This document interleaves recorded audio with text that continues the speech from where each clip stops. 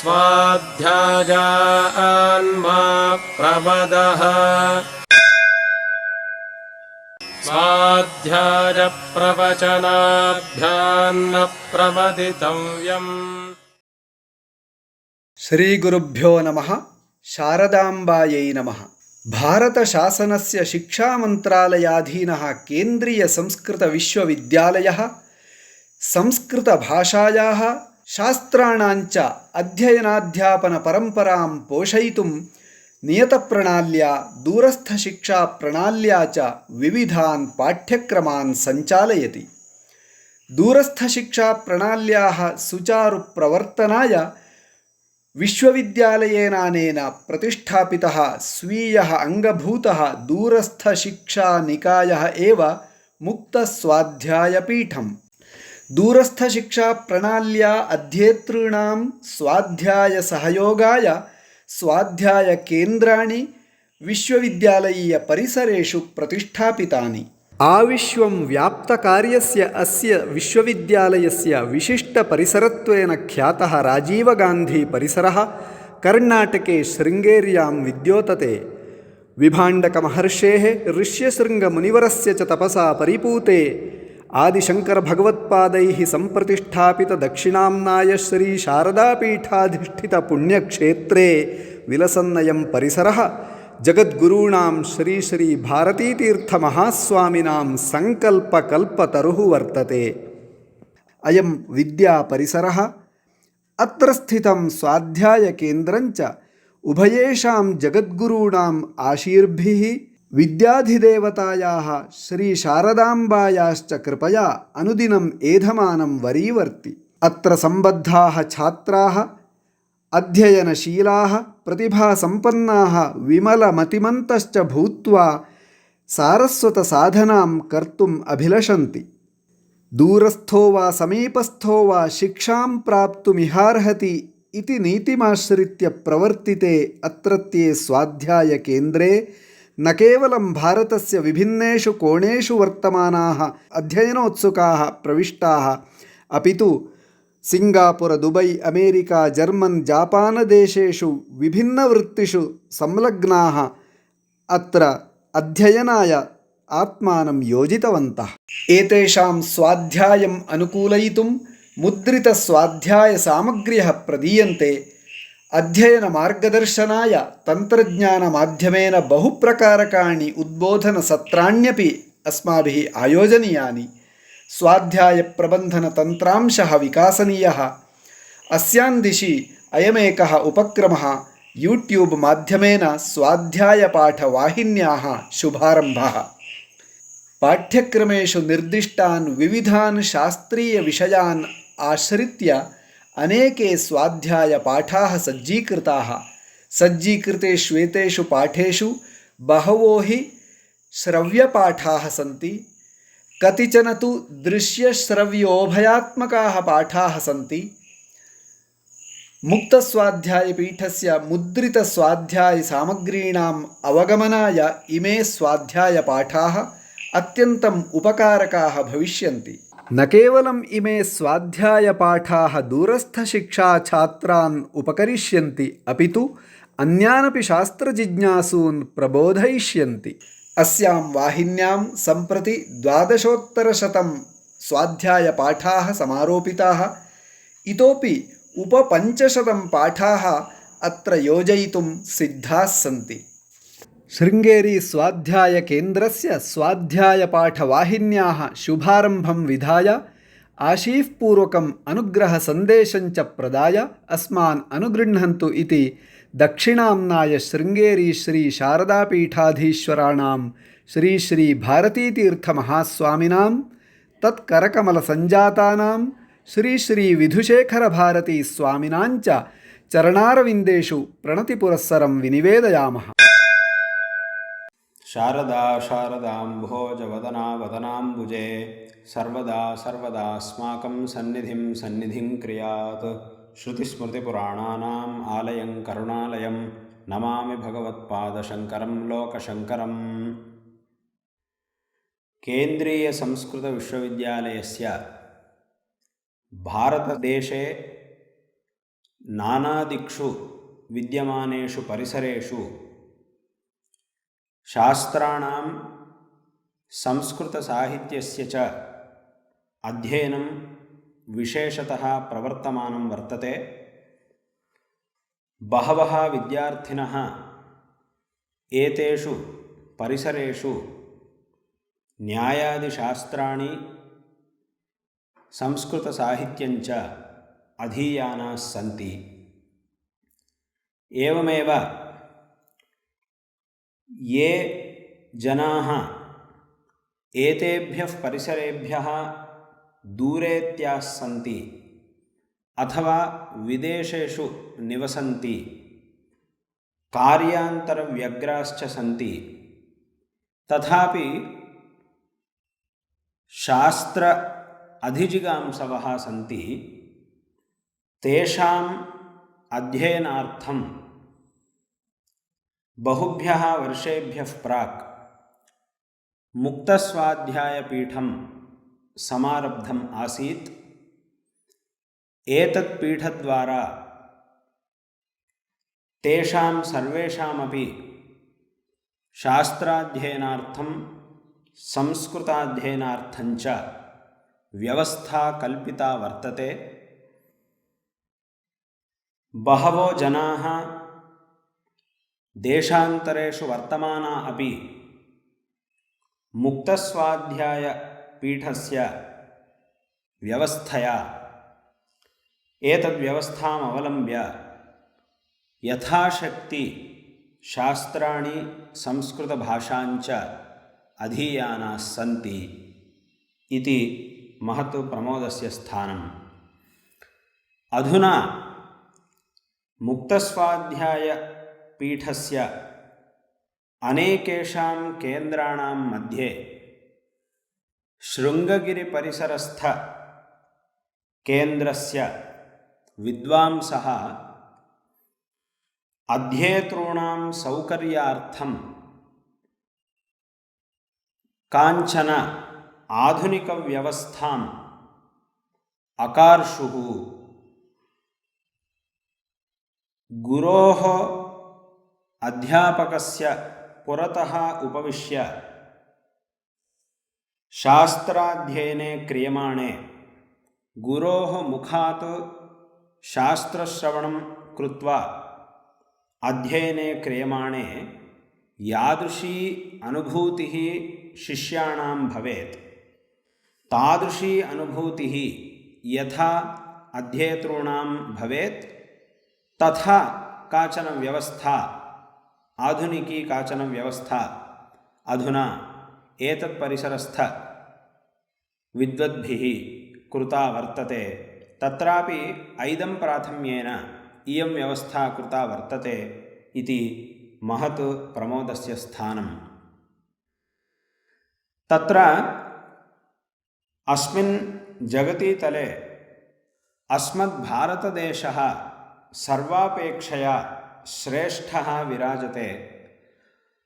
अस्मदीया सनातनवैदिकपरम्परा सर्वोत्कृष्टा विराजते। तत्र केषाञ्चिन् मन्दमतीनां मनसि भवेत् कश्चन प्रश्नः, अस्मिन् प्रपञ्चे स्वपरिमाणेन धनसम्पदा आधुनिकोपकरण उत्पादनादिना च भारतदेशम् अतिशयानेषु बहुषु देशेषु सत्सु कथं भारतदेश एव सर्वापेक्षया श्रेष्ठः इति निर्णयः क्रियते इति कश्चन प्रश्नः मन्दमतीनां मनसि उद्भवेत्। यद्यपि अस्मिन् जगतीतले स्वपरिमाणेन भारतदेशम् अतिशयानाः अन्येपि देशाः सन्ति, धनसम्पदा च एतद्देशम् अतिशयानाः अन्ये देशाः सन्ति, एवम् आधुनिक उपकरणानि यैः उपकरणैः बहूनि कार्याणि बहुदिन बहुजनसाध्यानि कार्याणि अल्पीयसैव कालेन साधयितुं शक्यन्ते तादृश उपकरणानि उत्पादयन्तोपि देशाः अनेके सन्ति। एवं तानि उपकरणानि अस्मद्देशमानीय अत्रत्याः उपयुञ्जते इत्यत्रापि नास्ति संशयः। तथापि अत्र एकः विषयः सर्वैरपि अवगन्तव्यः अस्ति। कः इत्युक्ते, यानि उपकरणानि सन्ति तेषाम् उपयोगः कथं भवति इत्येतत् सर्वैरपि ज्ञातव्यमस्ति। अस्मिन् प्रपञ्चे सर्वेपि जनाः आत्मनः श्रेय एव कामयन्ते। तत्रापि शाश्वतिकश्रेयः सर्वेपि जनाः प्रार्थयन्ते। शाश्वतिकं श्रेयः कथम् अस्माभिः अवाप्तुं शक्यते इत्युक्ते, वेदोक्तधर्मानुष्ठानेन तत् श्रेयः अस्माभिः अवाप्तुं शक्यते। तत्र वेदोक्तधर्मानुष्ठाने एतेषाम् उपकरणानां न कोऽपि उपयोगः। इत्युक्ते नियमेन तेषाम् उपयोगः नास्ति। श्रेयःप्राप्तिहेतुभूतवेदोक्तकर्मानुष्ठाने न एतेषाम् उपकरणानां नियमेन उपयोगः दृश्यते। यदि एतेषाम् उपकरणानां नियमेन श्रेयःप्राप्तिहेतुभूतधर्मानुष्ठाने उपयोगः स्यात्, तर्हि एतेषाम् उपकरणानाम् उत्पादनात् प्राक् कस्यापि धर्मानुष्ठाने शक्तिः नैव स्यात्। कोऽपि धर्मानुष्ठाने शक्तः न भवति स्म, न भवेत् इति स्यात्। परन्तु तथा नास्ति। इमानि च उपकरणानि अधुना उत्पादितानि सन्ति, परन्तु अस्मत्पूर्वजैस्तु सर्वेपि वदन्त्येव अस्मत्पूर्वजाः अस्मत्तोपि सम्यक्तया धर्मानुष्ठानम् अकार्षुः इति सर्वेपि वदन्त्येव, सर्वेपि अङ्गीकुर्वन्त्येव। यदि एतेषाम् उपकरणानाम् उपयोगः नियमेन धर्मानुष्ठाने स्यात्, तदानीम् अस्मत्पूर्वजैः अस्मत्पूर्वजानां धर्मानुष्ठाने शक्तिरेव न स्यात्। यथा घटपटादि उत्पत्तिं प्रति नियमेन हेतुभूतानि दण्डचक्रतुरीवेमादीनि न सन्ति चेत् घटपटादीनाम् उत्पत्तिः न भवितुमर्हति। एवमेव धर्मानुष्ठानं प्रति नियमेन उपकरणानां हेतुत्वमस्ति चेत् तर्हि तानि विना धर्मानुष्ठाने कस्यापि शक्तिः न स्यात् इति स्यात्। परन्तु तथा नास्ति। अस्मत्पूर्वजाः सर्वेपि एतैः उपकरणैर्विनापि सम्यक् धर्मानुष्ठानम् अकार्षुः, तत्फलञ्च ते अलप्सत इत्यत्र नास्ति कोऽपि संशयः।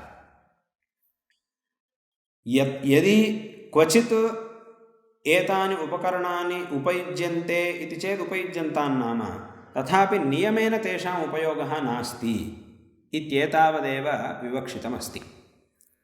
अतः यः श्रेयःप्राप्तिहेतुभूतः धर्मः सः अस्मद्देशे एव वर्तते। अस्मद्देशे स एव धर्मः प्रधानभूतः विराजते। देशान्तरेषु अर्थकामावेव प्रधानभूतौ। भारतदेशे परं धर्मः प्रधानभूतः अस्ति। धर्मप्रधानः अस्मद्देशः। धर्मश्च श्रेयःप्राप्तिहेतुभूतः।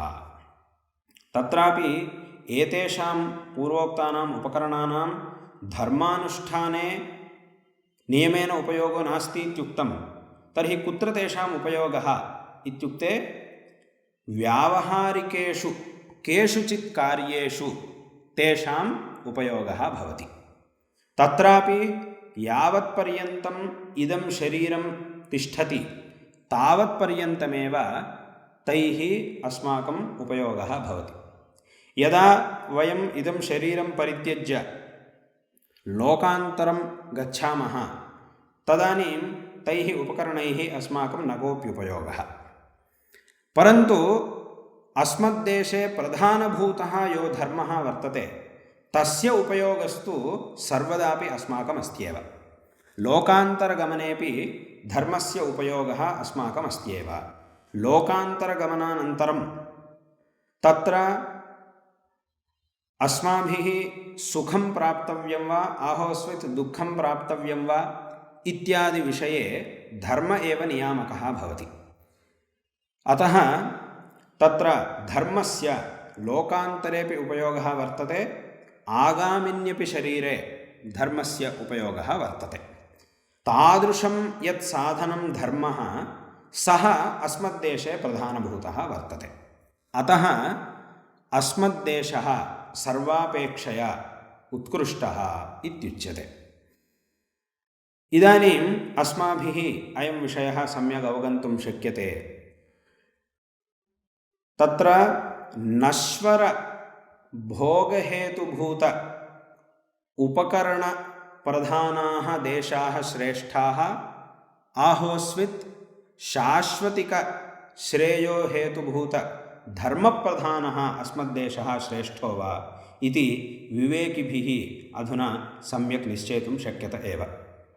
अतः अस्मद्देशः सर्वापेक्षया उत्कृष्टः देशः। अत्र प्रवृत्तिनिवृत्त्याख्यः अभ्युदयनिःश्रेयसफलकः धर्मः श्रुतिस्मृतिप्रतिपादितः प्राधान्येन विराजते अस्मद्देशे। अयमेव धर्मः अत्र प्रधानभूतः वर्तते। एवं मोक्षहेतुभूतं तत्त्वज्ञानमपि अस्मिन्नेव देशे उपलभ्यते। तत्र धर्मः द्विविधः, प्रवृत्तिधर्मः निवृत्तिधर्मश्च इति। प्रवृत्तिधर्मः अनुष्ठानरूपः, तस्य फलं भवति अभ्युदयः। एवं निवृत्तिधर्मः सर्वकर्मसन्न्यासादिरूपः, वेदान्तविचाररूपः भवति निवृत्तिधर्मः। तस्य च फलं मोक्षः भवति। तत्र अभ्युदयनिःश्रेयसरूपफलद्वयहेतुभूतः धर्मः अस्मिन्नेव देशे। तत्र अभ्युदयहेतुभूतः प्रवृत्तिधर्मः, निःश्रेयस नाम मोक्षहेतुभूतः निवृत्तिधर्मः, तत्त्वविचाररूपः तत्त्वज्ञानरूपः धर्मः अस्मिन्नेव देशे विराजते इति कृत्वा अयं देशः सर्वापेक्षया उत्कृष्टः इति अवश्यम् अस्माभिः अवगन्तव्यमेव, अङ्गीकर्तव्यमेव। तत्र अस्मिन् प्रपञ्चे ये केचन विवेकिनः जनाः सन्ति तेषां मनसि निसर्गतः केचन प्रश्नाः उद्भवन्ति। यथा विचित्रतरोऽयं प्रपञ्चः कथम् उत्पन्नः, किं स्वयमेव उत्पन्नः, आहोस्वित् केनचित् उत्पादितः। यदि केनचित् उत्पादितः सः उत्पादकः कीदृशः, सः एको वा उत अनेके वा, अनेके स्रष्टारः सन्ति वा, आहोस्वित् एकः स्रष्टा वा। एवं स्रष्टा यः वर्तते सः कथम् इमं प्रपञ्चम् असृजत्, कस्य साहाय्येन इमं प्रपञ्चम् उदपादयत् इति तत्र प्रश्नः भवति। एवमेव ये जीवाः शरीरं गृहीत्वा जायमानाः सन्ति, शरीरग्रहणात् प्राक् ते कुत्र आसन्, कस्मात् देशादागत्य ते इदं शरीरं जगृहुः। एवं शरीरपरित्याग अनन्तरं ते कुत्र गच्छन्ति? प्राणिषु सुखदुःखयोर्विषये यत् तारतम्यं दृश्यते तत्र को हेतुः? धर्माधर्मयोः गतिः कीदृशी भवति? दुःखनिवृत्तिः प्राणिनां कथं भवितुमर्हति? शाश्वतिकसुखप्राप्तिः अस्माकं कथं भवितुमर्हति? इत्यादयः अनेके गम्भीराः प्रश्नाः विवेकिनां जनानां मनसि उद्भवन्ति। तत्र एतेषां प्रश्नानां समाधानानि अस्मदीयया अल्पविषयया बुद्ध्या नैव ज्ञातुं शक्यन्ते। एतेषाम् अत्यन्तं गम्भीरत्वात् एतेषां प्रश्नानां समाधानानि अल्पविषयया बुद्ध्या नैव ऊहितुं शक्यन्ते। अतः एतेषां प्रश्नानां समाधानानि ज्ञातुम् अस्माभिः किञ्चिन् मूलप्रमाणम् अवश्यम् आश्रयणीयं भवति।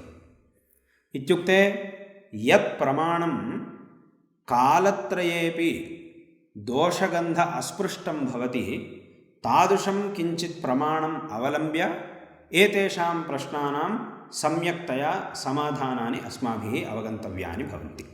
एतेषां प्रश्नानां समाधानेषु अवगतेष्वेव अस्मात् संसारान् मोक्षः भवितुमर्हति, श्रेयःप्राप्तिः भवितुमर्हति। तत्र दुःखनिवृत्तिः कथं भवति इति ज्ञायते चेदेव दुःखनिवृत्तिप्रयोजके साधने अस्माभिः प्रवृत्तिः आस्थातुं शक्यते। श्रेयःप्राप्तिः कथं भवितुमर्हति, श्रेयःप्राप्तेः किं साधनम् इति सम्यक् विचारेण साधने ज्ञाते एव तत्र अस्माकं प्रवृत्तिः भवितुमर्हति।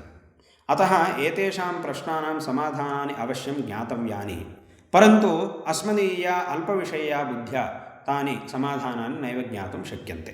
अतः तत्र किञ्चिन् मूलप्रमाणं यत् कालत्रयेपि दोषलेश अस्पृष्टं भवति तादृशं प्रमाणं किञ्चित् अस्माभिः अवश्यम् आश्रयणीयं। किं तत् प्रमाणं यत् कालत्रयेपि दोषलेश अस्पृष्टं भवति इति चेत् तत्र इदमेव समाधानं वेदः इति। वेदः परमेश्वरस्य मुखारविन्दात् निश्वासवत् अप्रयत्नेनैव उत्पन्नः परमप्रमाणभूतः वर्तते। अस्मिन् वेदे एतेषां सर्वेषामपि प्रश्नानां समाधानानि सम्यक्तया निरूपितानि सन्ति। परन्तु तत्र वेदेषु एतेषां प्रश्नानां समाधानानि सम्यक्तया निरूपितानि सन्ति, तथापि तेषां समाधानानाम् अवगतिः अस्माकं सम्यक्तया तत्र विचारे क्रियमाणे एव भवति। तेषां समाधानानाम् अवगत्यर्थम् अस्माभिः तत्र विचारात्मकः कश्चन प्रयत्नः अवश्यं कर्तव्यः भवति। यथा तक्रे नवनीतस्य प्रागेव सत्त्वेपि तत्प्राप्त्यर्थं मन्थनरूपः कश्चन प्रयत्नः अवश्यम् अस्माभिः कर्तव्यः भवति। तत्र पूर्वमेव नवनीतं वर्तते, तथापि तत्प्राप्तिस्तु मथनरूपव्यापारमन्तरा नैव भवितुमर्हति। तद्वदेव अत्रापि वेदेषु सम्यक्तया इमे विषयाः प्रतिपादिताः सन्ति, तथापि तेषां विषयाणां ज्ञानं तु विचारे विचारात्मकव्यापारे सत्येव अस्माकं भवितुमर्हति। इत्युक्ते वेदेषु अयमेव विषयः प्रतिपाद्यते, वेदानाम् अस्मिन्नेव विषये परमतात्पर्यं वर्तते, न अन्यत्र इति अस्माभिः विचारेण निर्णयः कर्तव्यः भवति। अतः तत्र विचारात्मकव्यापारः अवश्यम् अपेक्षितव्यः भवति। अत एव विचारपूर्वकं वेदानां कुत्र तात्पर्यम् इत्येतद् दर्शयितुमेव अस्मत्पूर्वजैः महर्षिभिः न्यायादिदर्शनानि प्रणीतानि सन्ति। वैशेषिकन्याय साङ्ख्ययोगमीमांसा वेदान्ताख्यानि षड्दर्शनानि तैः प्रणीतानि सन्ति। एवमेव शिक्षाकल्पादि वेदाङ्गान्यपि अस्मत्पूर्वजैः महर्षिभिः रचितानि सन्ति। तत्र अस्मत्पूर्वजाः महर्षयः सांसारिकेषु क्षणिकेषु सुखेषु तुच्छत्वं मन्वानाः शाश्वतिकं सुखं प्राप्तुं प्रयतमानाः कठिनं तपः अनुष्ठाय तेन तपसा परमेश्वरं प्रसाद्य परमेश्वरानुग्रहात् अतीन्द्रियार्थगोचरां सूक्ष्मां दृष्टिं बुद्धिम् अवाप्य तया बुद्ध्या अतीन्द्रियानप्यर्थान् साक्षात्कृत्य स्वयं साक्षात्कृत्य एतेषां सर्वेषामपि पूर्वोक्तानां प्रश्नानां समाधानानि प्रथमतः सम्यक् ज्ञात्वा तत्र वेदानां कुत्र परमतात्पर्यमस्ति इत्येतत् सम्यक् विदित्वा स्वेन ज्ञातान् विषयान् अन्यानपि बोधयितुम् अस्मत्पूर्वजाः महर्षयः इमानि दर्शनानि प्राणैषुः। एतेषु दर्शनेषु निपुणतरम् एतेषां सर्वेषामपि प्रश्नानां समाधानानि निरूपयामासुः। अतः एतेषां दर्शनानाम् अध्ययनम् अस्माभिः अवश्यं कर्तव्यं भवति। तत्र प्रतिपादितानां विषयाणां ज्ञानम् अत्यन्तम् आवश्यकं भवति। तत्र एकः प्रश्नः भवितुमर्हति, यदि एतेषामेव प्रश्नानां समाधानानि वक्तव्यानि तर्हि किमर्थं बहूनि दर्शनानि प्रणीतानि? तत्रापि परस्परविरुद्धांशविशिष्टानि बहूनि दर्शनानि किमर्थं महर्षिभिः प्रणीतानि सन्ति? एकस्मिन्नेव दर्शने सर्वाण्यपि समाधानानि उपपादयितुं शक्यन्ते खलु, किमर्थम् एतावन्ति दर्शनानि प्रणीतानि इति तत्र कश्चन प्रश्नः भवति। अपि च एकैकस्यापि दर्शनस्य विषयप्रतिपादने महान् भेदः दृश्यते।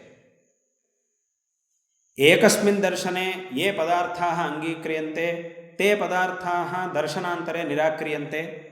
एवं रीत्या परस्परं भेदोऽपि तत्र दृश्यते। अतः एवं रीत्या षट् दर्शनानि किमर्थं प्रणीतानि इति तत्र प्रश्नः भवितुमर्हति। परन्तु तत्र इदम् अवश्यं ज्ञातव्यम्, उक्तानां विषयाणाम् अत्यन्तं गम्भीरत्वात् बहुत्वाच्च न एकस्मिन्नेव दर्शने सकृत्श्रवणेनैव इमे सर्वेपि विषयाः ज्ञातुं नैव शक्यन्ते। अतः तत्र सोपानक्रमवत् कश्चन क्रमः अवश्यम् अस्माभिः आश्रयणीयः भवति। एतेषाम् अत्यन्तं गम्भीराणां विचाराणाम् अवगमे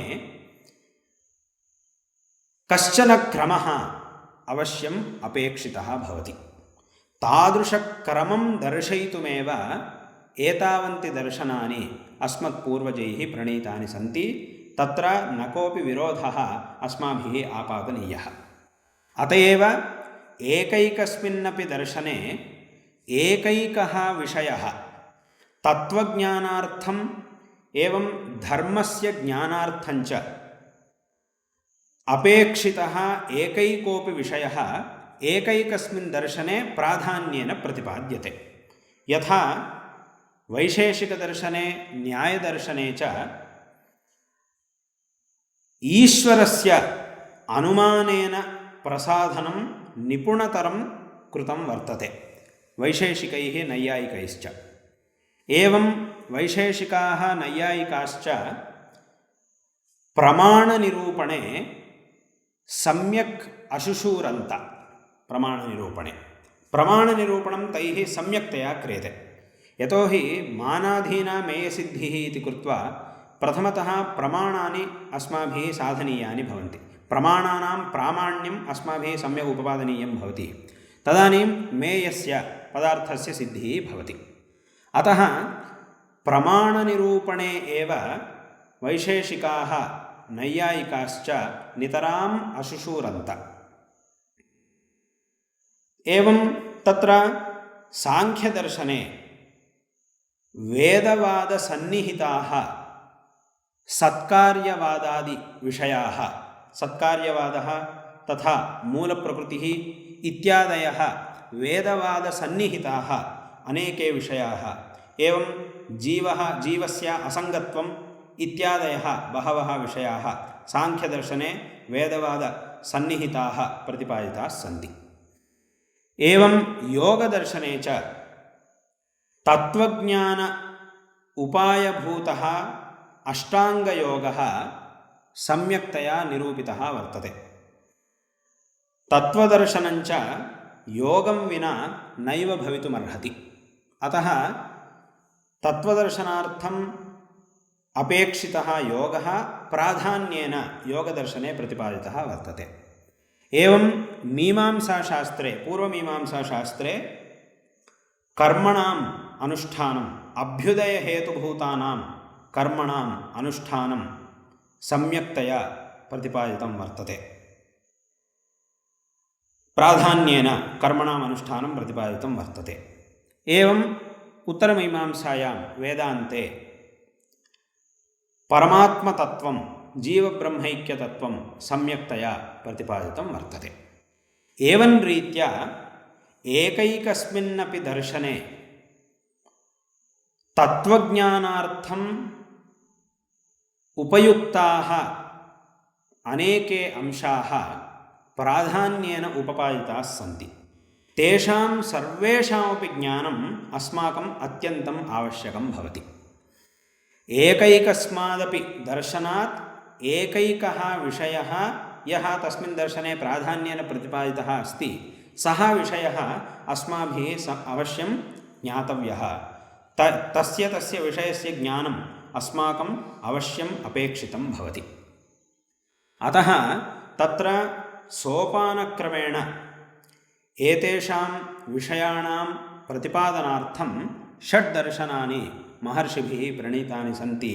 अतः एतेषां परस्परविरुद्धत्वात् तानि न प्रमाणभूतानि, नैव अध्येतव्यानि इति केनापि न वक्तव्यम्।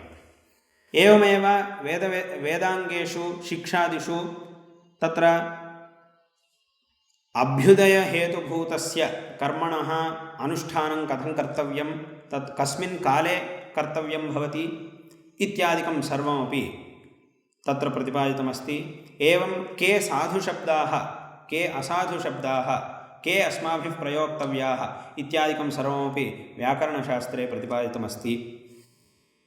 एवं रीत्या एकैकस्मिन्नपि दर्शने वा वेदाङ्गे वा अनेके विषयाः प्रतिपादिताः सन्ति। तेषां सर्वेषामपि ज्ञानम् अस्माकम् आवश्यकं भवति। तेषां ज्ञानं किमर्थम् इत्युक्ते अनुष्ठानार्थं, कर्मानुष्ठानार्थम् अथवा तत्त्वज्ञानप्राप्त्यर्थं।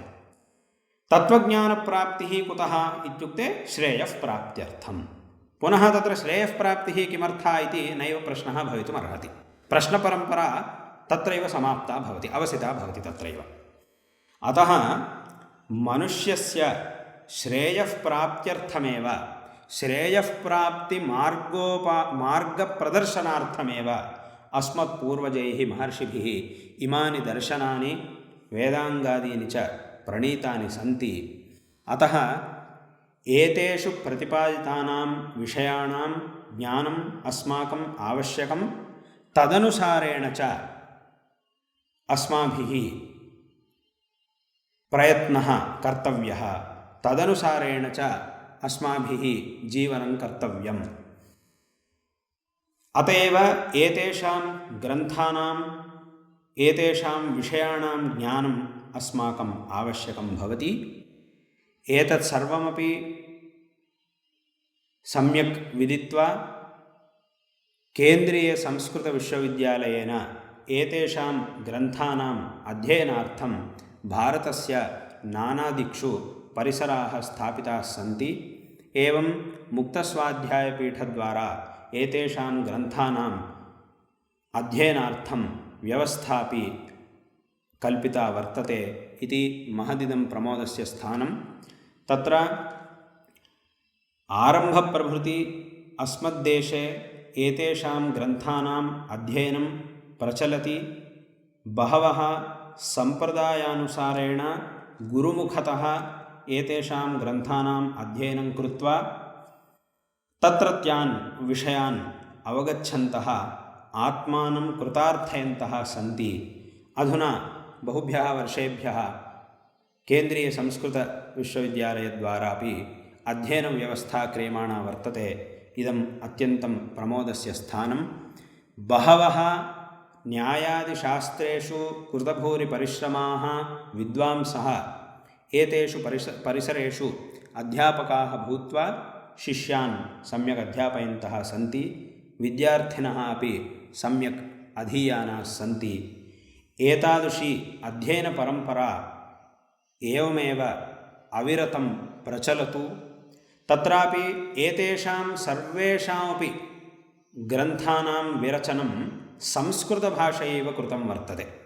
अतः संस्कृतभाषायाः ज्ञानमपि अवश्यम् अस्माभिः अवाप्तव्यं। संस्कृतभाषा अध्ययनमपि अवश्यं कर्तव्यं भवति। अस्मिन् जगतीतले कापि अन्या भाषा संस्कृतभाषया साकं तुलनां नैव अर्हति। संस्कृतभाषा तुल्या भाषा अस्मिन् प्रपञ्चे नैव अस्ति। तादृशी संस्कृतभाषा बहवः गुणाः अस्यां भाषायां सन्ति। अतः एतादृशी भाषा सर्वासामपि अन्यासां भाषाणां जननी विराजते। अनैव भाषया सर्वाण्यपि दर्शनानि सर्वेपि ग्रन्थाः अस्मत्पूर्वजैः उपनिबद्धाः सन्ति। अनया भाषया एतेषां ग्रन्थानां विरचने कृते एव सर्वेपि जनाः इमान् ग्रन्थान् अध्येतुं समर्थाः भवेयुः इति धिया अस्मत्पूर्वजैः सर्वैरपि महर्षिभिः तथा अन्यैरपि ग्रन्थकारैः अनैव भाषया ग्रन्थाः उपनिबद्धाः सन्ति। अतः एतेषां ग्रन्थानाम् अध्ययनं प्रथमतः संस्कृतभाषायाः अध्ययनम् अवश्यम् अस्माभिः कर्तव्यं भवति।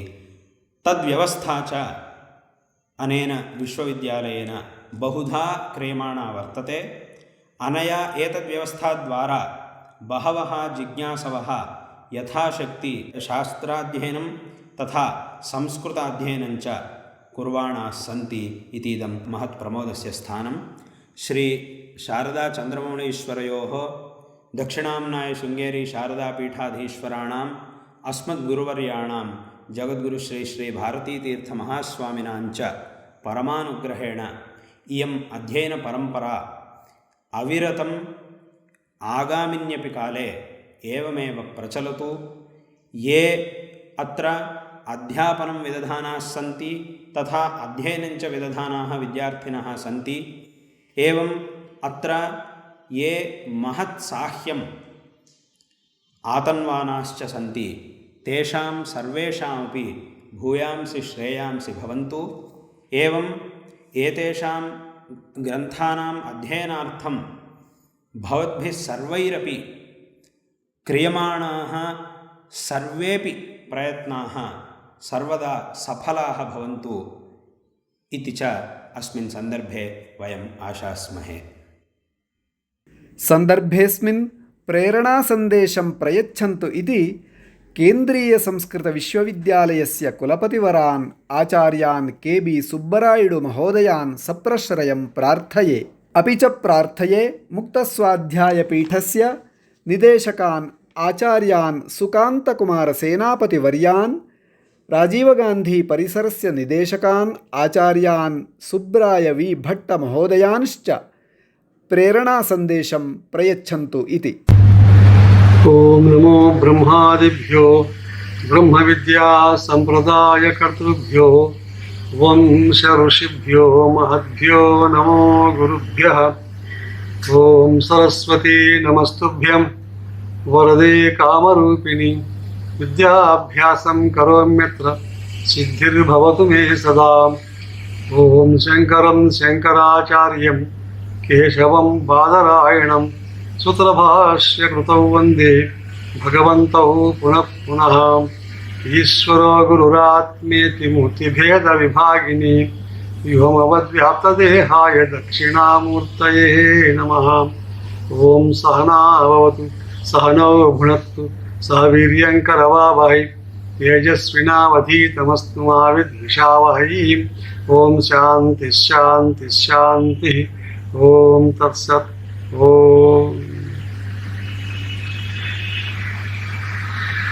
अस्माकं प्रातस्मरणीयायाः शारदाम्बायाः एवं प्रातस्मरणीयानां जगद्गुरूणां चरणकमलेषु सादरं नमःकुसुमाञ्जलिं समर्प्य इदं वक्तुमिच्छामि। अस्माकं केन्द्रीय संस्कृत विश्वविद्यालयः भारतदेशे एकैक विश्वविद्यालयः अस्ति।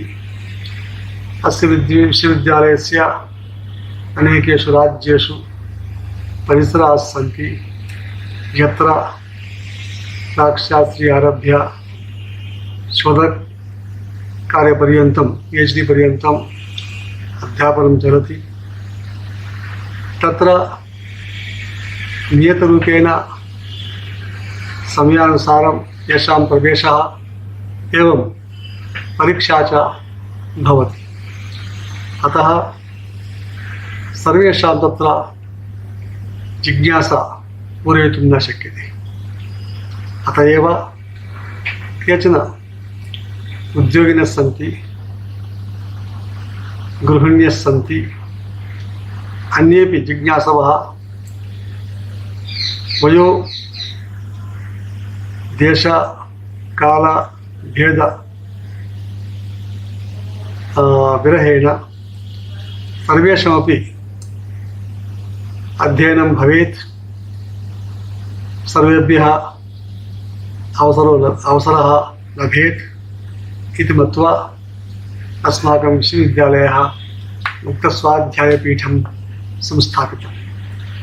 तत्र अनेकशास्त्राणाम् अध्ययनार्थं सरलतया सम्यक्तया सम्पूर्णतया अध्ययनसामग्री निर्मितवन्तः अस्माकं विद्वद्वरेण्याः अध्यापकाः। तेषां परिश्रमः श्लाघनीयः अस्ति। येषां पूर्वं संस्कृतज्ञानं नास्ति तेपि तत्र जिज्ञासापूर्वकम् अध्ययनं कर्तुम् इच्छन्ति। किन्तु तत्रापि आधुनिकशिक्षा विधानं स्थापनीयमिति मत्वा पुनः विचार्य अस्माकम् अध्यापकाः तेषां कृते दृश्य श्राव्य रूपेण पाठसामग्रीं निर्माणं कुर्वन्ति। तेन अनायासेन मुक्तस्वाध्यायपीठ सामग्रीम् अवगन्तुं शक्यते। तदर्थमेव अस्माकं सुप्रसिद्ध शारदाम्बायाः स्थानमस्ति शृङ्गेरी। तत्र सुप्रसिद्धं पीठम् शङ्कराचार्यैः स्थापितमस्ति। तत्र एते अध्यापकाः नूतनतया स्वाध्यायपीठवाहिनी इति नाम्ना एका विस्तृत विशाल हृदयेन निर्मिता अस्ति इयं वाहिनी। अतः तद्वारा सम्पूर्णविश्वे सर्वत्र संस्कृतं भवेत्, सर्वेषां संस्कृतं भवेत्। यथा पूर्वं भारतदेशः विश्वगुरुत्वं प्राप्तमासीत्, अधुनापि अस्माकं जगद्गुरवः एवं देशस्य माननीयाः प्रधानमन्त्रिवर्याः वाञ्छन्ति पुनः जगद्गुरुत्वं भारतदेशस्य भवेदिति। तस्य कृते एषः परिश्रमः चलति।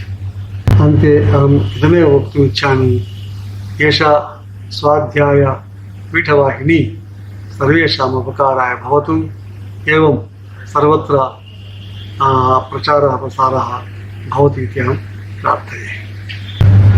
ॐ सहना भवतु, सहनौ भुनक्तु, सह वीर्यङ्करवावहै, तेजस्विनावधीतमस्तु मा विद्विषावहै।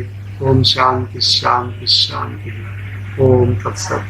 ॐ श्रीगुरुभ्यो नमः। विना वेदं विना गीतां विना रामायणीं कथां विना कविकालिदासं भारतं नहि।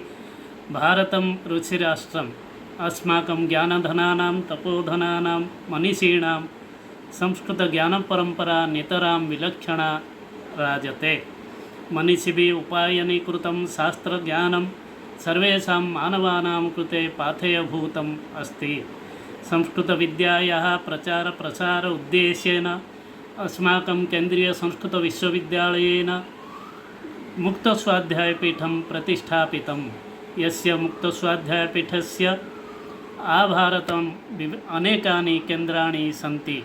तेषु स्वाध्यायकेन्द्रेषु शृङ्गेरीस्थे श्रीराजीवगान्धीकेन्द्रीयसंस्कृतपरिसरे यत् मुक्तस्वाध्यायकेन्द्रं वर्तते तत् नितराम् इतरकेन्द्रेभ्यः विलक्षणम् अस्ति। अद्य महान् सन्तोषस्य विषयः अस्ति यत् अस्मात् केन्द्रपक्षतः एकं शास्त्रजिज्ञासूनां कृते, स्वाध्याय अध्येतॄणां कृते, सामान्यानां च कृते एकं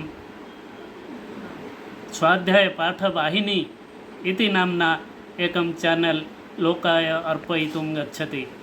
शास्त्राणां सुखबोधाय उद्दिष्टम् इदं चैनल अवश्यं सर्वेषाम् उपकारकं भविष्यति। एतदर्थम् अहं स्वाध्यायकेन्द्रस्य समन्वयकं सततं शास्त्रेषु कृतश्रमं श्री के वेङ्कटेशमूर्तिं हार्दम् अभिनन्दामि च तस्य परिसरस्य निदेशकवर्यान् आचार्य वि सुब्राय भट्टमहोदयान् अभिनन्दामि च अस्माकं कुलपतिवर्यान् आचार्य के वि सुब्रायुडु महोदयान्। एतस्मिन् संस्कृतसप्ताहसन्दर्भे अयं कश्चन अभिनव उपक्रमः अनेन स्वाध्यायकेन्द्रेण आरब्धः अस्ति इति कृत्वा पौनःपुन्येन सर्वान् अहम् अभिनन्द्य विरमामि विस्तरात्। जयतु भारतं, जयतु संस्कृतम्। सम्प्रति अत्र स्वाध्यायपाठवाहिन्याम् उपलभ्यमानस्वाध्यायपाठानाम् उदाहरणरूपां दृश्यावलिम् अवलोकयामः। किं नाम ज्योतिषशास्त्रम् इति विचार्यते चेत् ज्योतींषि ग्रहनक्षत्राणि अधिकृत्य यच्छास्त्रं प्रवर्तते तत् शास्त्रं ज्योतिषशास्त्रमिति। वयमद्य परस्परं दर्शनशास्त्रविषये विचारविनिमयं कुर्मः। मीमांसा विषये अन्येषां शास्त्राणाम् अपेक्षया किञ्चित् उत्तरदायित्वम् अधिकं भवति। यतः धर्मः इत्युक्तौ यागादिरेव धर्मः इत्युक्तं। ततः ऊर्ध्वं सामान्ये जातिर्न भवति, विशेषे जातिर्न भवति इत्यतः जातिमन्तः अधुना लब्धाः त्रयः एव, के द्रव्यं गुणः कर्म। स्वस्थिरव्यासलेखोपरि वृत्तार्थब्रह्मणेन किं क्षेत्रमुत्पद्यते नाम अनधिगतार्थगन्त्रप्रमाणमिति वक्तुं न शक्यते। एवमेव अभिज्ञानशाकुन्तलस्य, उत्तररामचरितस्य, काव्यप्रकाशस्य, सिद्धान्तकौमुद्याः, ध्वन्यालोकस्य, साहित्यदर्पणस्य, श्रुतबोधस्य, गोलपरिभाषायाः, पञ्चस्वराः इति ज्योतिषग्रन्थस्य इत्येवं प्रकारेण अनेकेषां ग्रन्थानां स्वाध्यायपाठाः अचिरादेव अत्र वाहिन्याम् अवतरिष्यन्ति इति शम्।